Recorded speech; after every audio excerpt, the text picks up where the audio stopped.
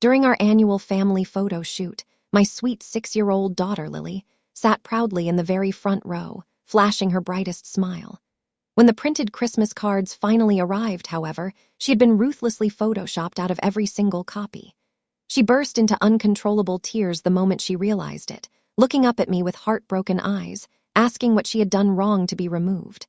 I didn't scream or throw a fit. Instead, I took a different path. The following morning, my mother opened her holiday gift, and the color entirely drained from her face. Let me explain how we got there. The stack of custom holiday cards was displayed on the dining table, looking glossy and flawless. My mom was glowing with pride, acting as if she had just curated a masterpiece for a museum exhibit.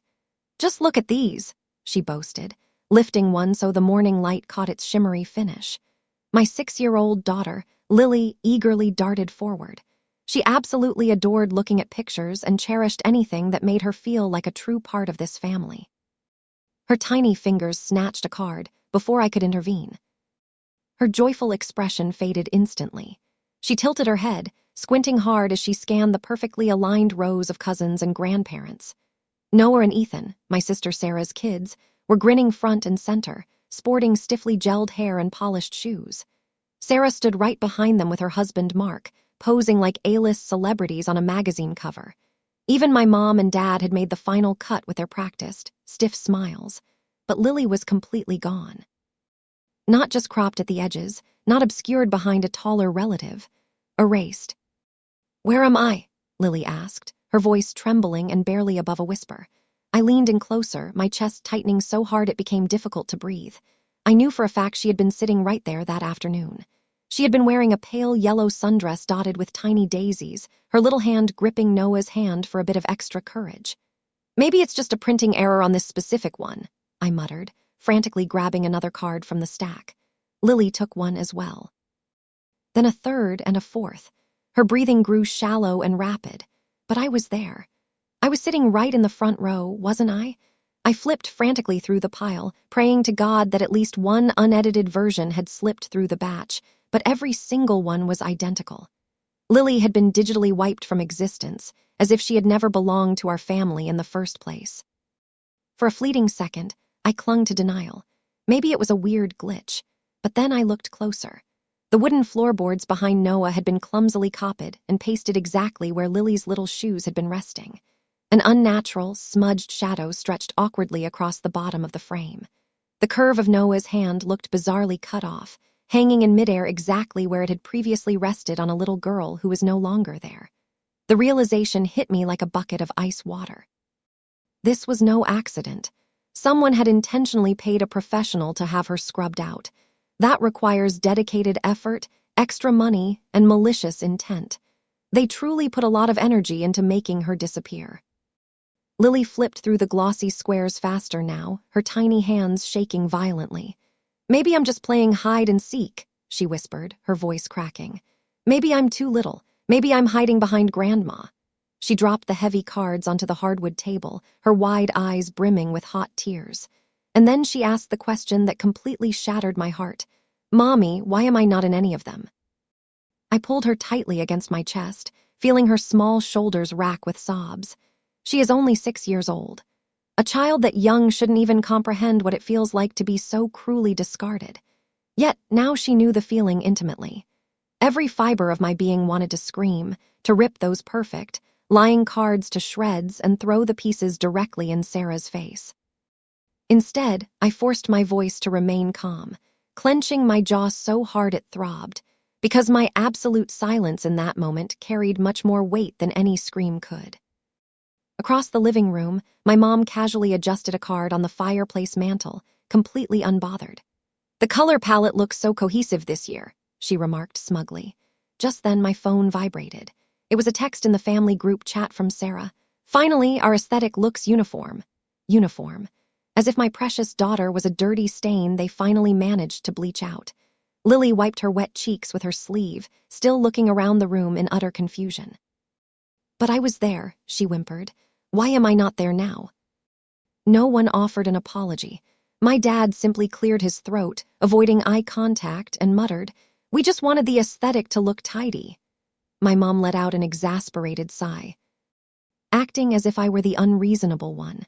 We all discussed it beforehand, me, your father, and Sarah. We came to an agreement that it was better this way. Her yellow dress clashed with our outfits. She stood out too much, and it threw off the balance of the picture. Try not to take it personally, Clara. Lily's bottom lip quivered, and her cheeks flushed bright red, but she bravely tried to force a smile to appease them. The silence that followed was thick and suffocating. I held my daughter closer, letting a cold, sharp fury settle deep beneath my skin. I didn't yell. I didn't give them the explosive performance they were so desperately waiting to use against me. Instead, I made a silent vow. This would be the absolute last time anyone in this house erased my child. The cards shimmered under the chandelier, each one a beautifully polished lie. I knew exactly what my next move had to be. Sarah had always been my parents' prime investment, while I was merely their free labor. It started when we were kids. She was enrolled in expensive piano lessons. I was handed a dirty mop. She attended elite soccer camps. I was tasked with scrubbing the kitchen floor. By high school, they didn't even try to hide the blatant favoritism.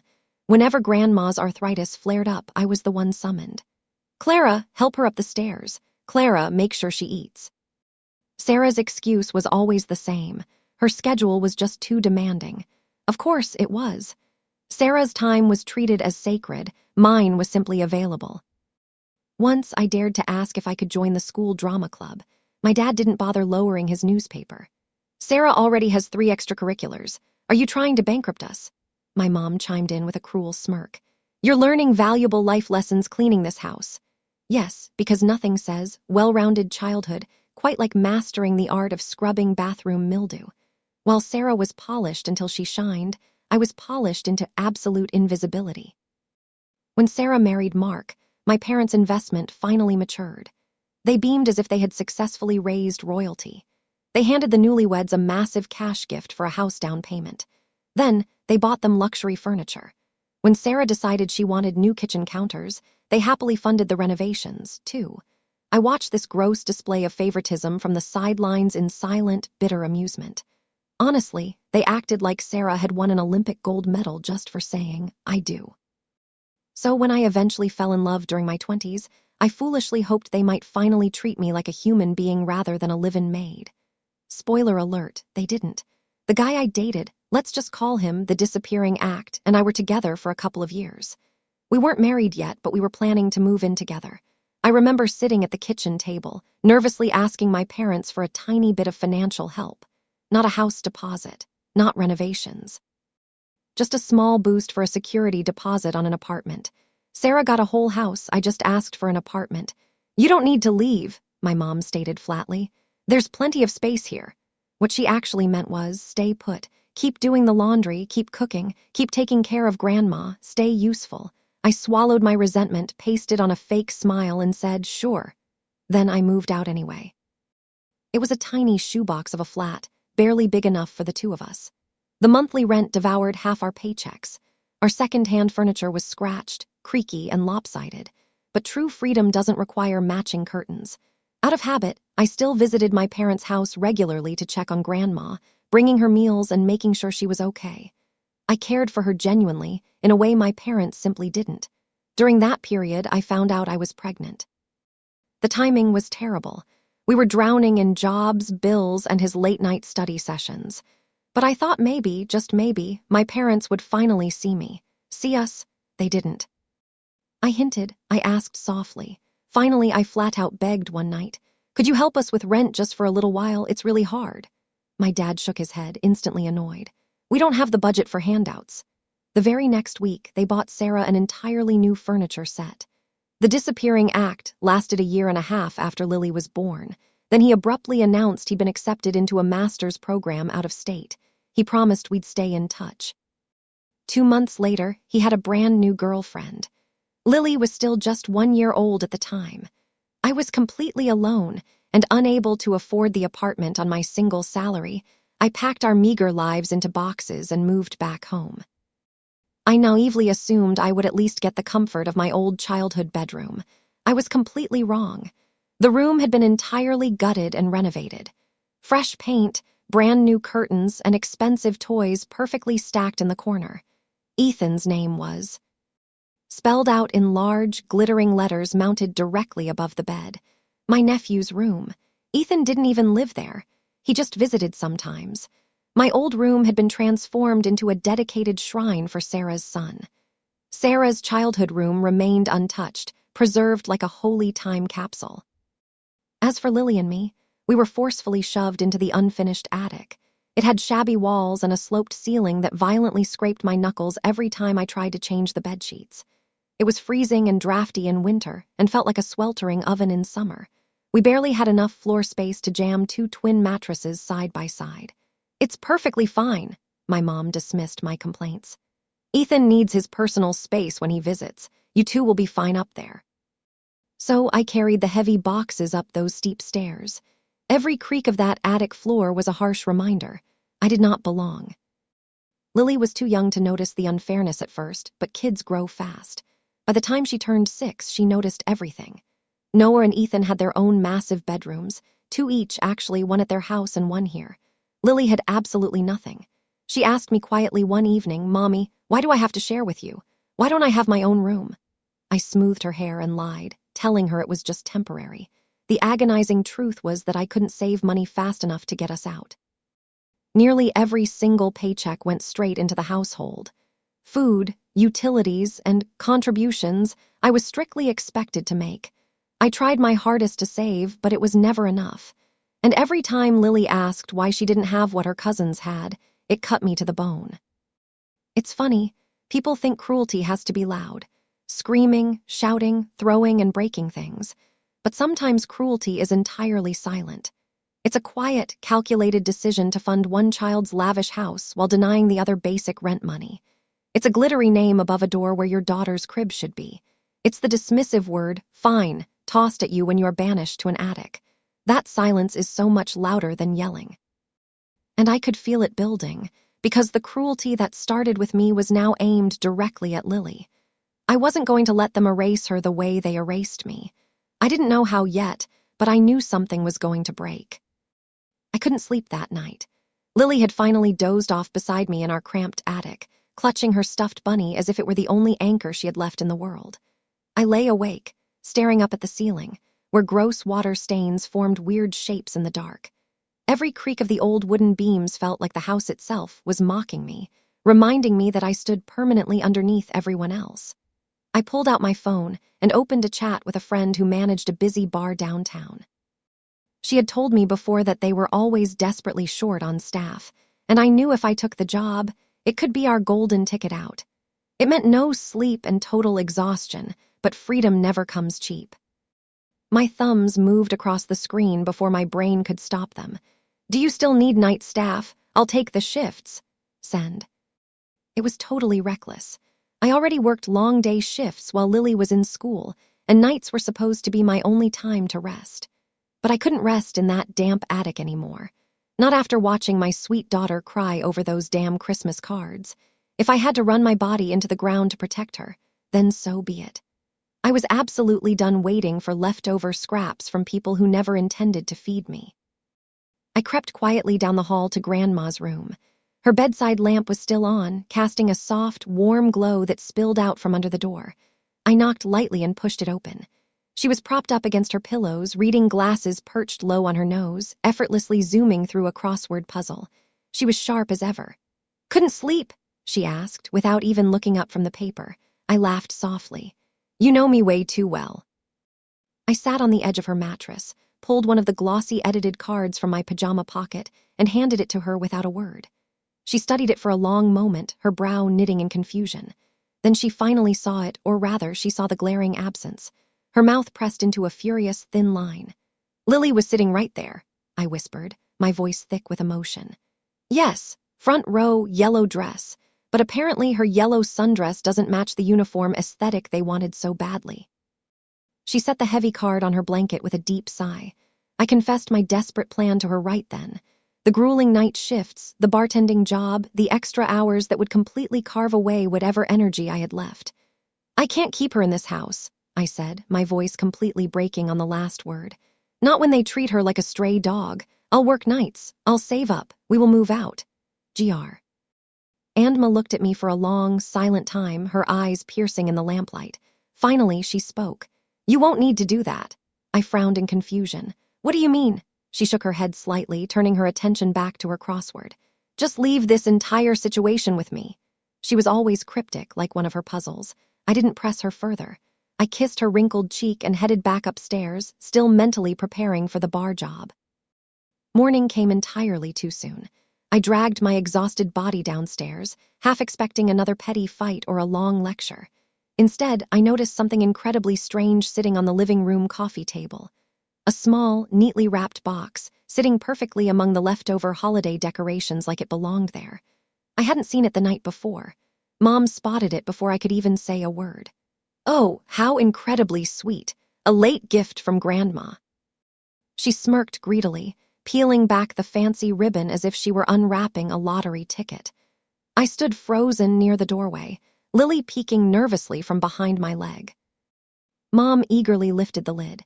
Her greedy smile instantly collapsed. She pulled out a thick stack of papers, skimmed the first page, and completely froze. All the color drained rapidly from her face. "What on earth is this?" she hissed, and then shouted to the whole room. "What the hell is this? Is this some kind of sick joke?" My dad quickly stepped closer, straining to read the text over her trembling shoulder. His jaw practically hit the floor. I leaned forward, my heart pounding rapidly in my chest. I caught a quick glimpse of the bold header on the top sheet. Official legal formatting. Authentic notary seals. This was not a joke. Before I could ask a single question, the hallway floorboards creaked. Grandma slowly entered the room, leaning steadily on her cane. The estate lawyer I had seen visiting her once or twice before walked right by her side. She didn't raise her voice. She didn't need to. "It is not a joke," she announced calmly. "That is an official eviction notice. Furthermore, I have already legally changed my will. Clara and Lily will inherit this entire house and estate. You two will get absolutely nothing." Total silence detonated in the room. Mom sputtered wildly. Dad stared down at the legal papers as if they might suddenly catch fire. Lily gripped my hand so tightly her tiny knuckles turned white. I was totally paralyzed. Then the explosive shouting began. Mom's voice cracked, high-pitched and completely unhinged. "You can't legally do this. You are not in your right mind." Dad tried a totally different angle, using his smoothest, most manipulative pleading voice. "Please, just think about what you're doing. Think about the family legacy." Grandma didn't even flinch. "I am thinking about this family. I am thinking specifically about the innocent child you actively tried to erase." The lawyer confidently cleared his throat. "Everything was drafted correctly, properly witnessed, and officially signed. The decision stands permanently."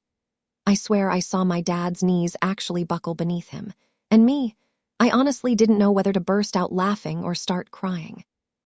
After all these miserable years of being completely invisible, erased, shoved into dark attics, and forced into silence, it wasn't me who finally screamed loud enough to be heard. It was Grandma, and she had finally chosen me. I met Lily's wide eyes. She was still clutching my fingers, her little face pale from the screaming. But for the very first time in days, I saw something entirely new in her expression besides fear and confusion. Hope.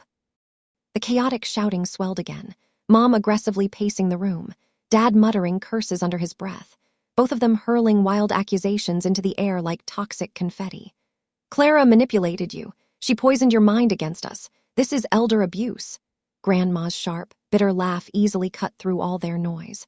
"The only abuse happening in this house is the despicable way you have treated Clara and that little girl." My mom's mouth snapped shut instantly.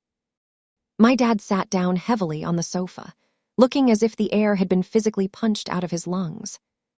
Lily leaned her head against my leg, whispering, "Mommy, what's happening?" I knelt down and kissed her hair. "Something good," I murmured softly. "Something is finally good." I had no idea what would come next. Would they drag us to court? Would they spread nasty lies to the extended family and try to claw their way back into power? Probably. But right then, in that beautiful moment, the tide had officially turned. The house went eerily quiet after Grandma's massive bombshell. It was way too quiet. There were no more shouting matches, no slamming of doors. It was just the heavy, suffocating silence of desperate people plotting their revenge. My parents barely even looked in my direction. Dad busied himself out in the garden, aggressively hacking. away at shrubs that didn't even need trimming. Mom purposely clattered the dishes in the sink much louder than usual, the sharp noise serving as her deliberate version of shouting without using actual words. Lily noticed the heavy tension. "Is the fighting over now?" she asked me later that night in our freezing attic room, her voice echoing small in the dark. I desperately wanted to say yes. I wanted to lie and tell her we were totally safe. Instead, I kissed her warm forehead and whispered, "Not quite yet, sweetie," because I knew better. That heavy silence wasn't peace. It was simply the sound of a massive storm gathering strength. The storm finally arrived 3 mornings later. A loud, sharp knock at the front door. Official. Urgent. My chest instantly tightened in panic. Lily's tiny hand slipped instinctively into mine. Mom sprinted to beat me to the door, her tone instantly turning sickly sweet and syrupy. "Oh, officers, thank God you are here. Thank you so much for coming." And there they stood, 2 stern police officers and a woman holding a thick clipboard. APS, Adult Protective Services. My stomach completely dropped to the floor. The taller officer cleared his throat formally. "We have received a serious report regarding possible elder abuse occurring in this household. We are going to need to speak to everyone separately." Elder abuse. Of course. I definitely didn't need a magical crystal ball to know exactly who made that malicious phone call. They quickly separated us. Grandma was escorted back to her room. Lily was led gently into the kitchen, though she kept looking back at me with wide, terrified eyes. I sat stiffly on the living room couch while my mom purposely hovered in the hallway, loudly whispering buzzwords to the social worker like confused, declining safety. And we are just so worried. My blood ran ice cold. They weren't just trying to smear my reputation. They were actively trying to put me in actual handcuffs. If they arrest me, I panicked. What on earth happens to Lily? Who takes custody of her? Not them. Please God, anyone but them. I swallowed the massive lump in my throat and tried my hardest to keep my voice steady as the interrogation began. "Do you regularly prepare meals for your grandmother?" the officer asked. "Yes," I replied carefully. "I always have, every single day." "Were you alone with her right before she signed those legal documents?" "Yes, but I was not in the room during the signing." "Who was the gentleman in her room that morning?" "Her estate lawyer, the one she called herself." The questions weren't inherently unfair, but the loud scratching of the officer's pen across his notepad and the suspicious looks they traded made it feel like the word guilty was already tattooed on my forehead. From down the hallway, I could catch faint fragments of Grandma's voice echoing through her bedroom door. It sounded incredibly clear, sharp, and perfectly steady. By the time the officers finally emerged from the hallway, their facial expressions had entirely shifted. All the suspicion was completely gone, quickly replaced by something much harder and angrier. They weren't glaring at me anymore. They were glaring directly at my parents. And then, Grandma insisted on walking out into the living room herself. She leaned heavily on her wooden cane, but her voice was made of pure iron. "Nobody forced me to do a damn thing." I asked my attorney to come here myself. I knew exactly what I was doing, and I legally changed my will because it is my fundamental right to do so with my own property. Stunned silence filled the room. Then she turned her furious gaze directly onto my parents. "The absolute only abuse happening in this house is the disgusting way you treat Clara and that innocent child." If words could physically slap someone, that sentence landed incredibly hard. The APS worker immediately closed her thick folder with a loud snap. "I do not see any legitimate concerns here. Everything appears to be perfectly in order." The police officers nodded, acting polite, but very firm. "Thank you for your cooperation. We are entirely satisfied that there is nothing further for us to pursue here today." Relief crashed into me so violently, I nearly collapsed onto the floor. I yanked Lily tightly into my arms the absolute second she was allowed back by my side. She buried her wet face into my shoulder, trembling like a leaf. But the wave of relief didn't last very long, because Grandma was far from finished. She turned violently on my parents, her voice sharper and more dangerous than I had ever heard it in my entire life. "To actually call the police on your own daughter, to maliciously lie to the authorities about my sanity, to intentionally put my innocent great-grandchild through this trauma." She shook her head in total disgust, pure fury radiating off her frail body. You do not belong under my roof, Mom audibly gasped, desperately clutching the back of a dining chair as if she might actually faint. Dad opened his mouth to defend himself, but absolutely no words came out. You will pack your things and move out, Grandma stated flatly. I don't care where you go or how you get there, but you will leave. It was not a polite suggestion. I had never seen my arrogant parents left utterly speechless before. Later, when the authorities finally left and the heavy front door clicked shut, the silence returned to the house. But it wasn't the exact same silence as before. This new silence was jagged. It was incredibly dangerous. My parents sat rigidly at the kitchen table, their faces completely pale, their eyes darting viciously between me and Grandma as if they couldn't decide who they hated more. Lily pressed her little body closer to mine. Are we okay now, Mommy? She whispered. I kissed her soft hair. Yes, I said, and my voice was perfectly steady. For the very first time in my life, I actually believed it. Of course, I didn't know exactly what the future held. Would they try to fight the eviction, contest the new will in probate court, spread more vicious lies to the family? Most likely. But the overwhelming tide had completely turned. Their pathetic attempt to erase me had massively failed. Their cruel attempt to erase Lily had totally backfired. And now they were the ones being permanently erased. A week later, the dangerous silence finally broke. Not with loud yelling, not with slammed doors, but with terrifying threats. My parents cornered me in the kitchen like hungry vultures, hissing promises of destruction. You are going to regret this, Clara. We will make sure the state takes Lily away from you. Do you honestly think you're safe here? You're not. I didn't even flinch. But unfortunately, Lily heard every word. She was sitting quietly on the bottom stair, fiercely clutching her stuffed bunny, her eyes wide with total terror. That was the absolute last straw. Grandma furiously called her lawyer the very next morning. By noon, 2 armed police officers were standing guard in the doorway, while my humiliated parents frantically stuffed their clothes into suitcases. It wasn't wildly dramatic. There was no theatrical screaming, no dragging people out by their ankles. It was just the pathetic sound of luggage zippers and the crisp snap of a legal folder as the officer physically handed them a strict no-contact order.